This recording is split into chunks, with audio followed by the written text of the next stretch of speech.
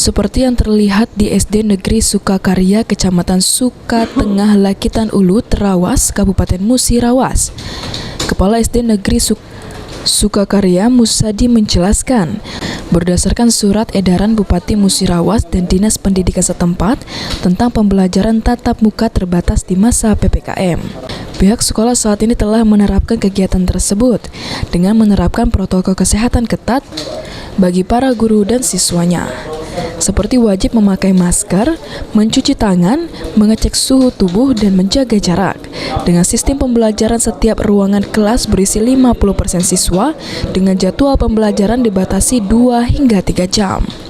Selain itu, para guru dan tenaga pendidik di SD Sukakarya 100% telah divaksin.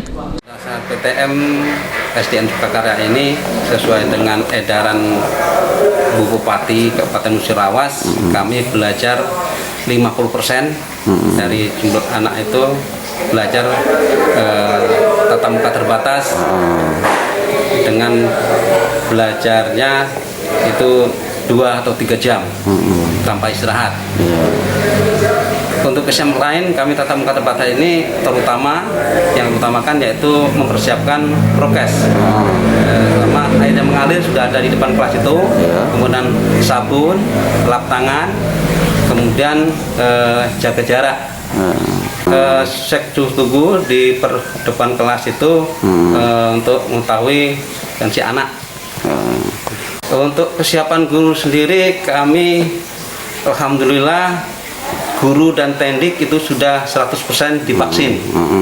Makanya kami berani untuk melaksanakan PTM.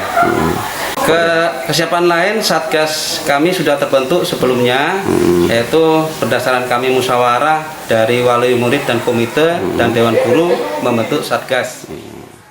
Tidak hanya itu, guna menjaga protokol kesehatan bagi siswa agar terhindar dari virus corona, pihak sekolah bersama para wali siswa telah membentuk tim Satgas penanganan COVID-19 di tingkat sekolah dasar ini.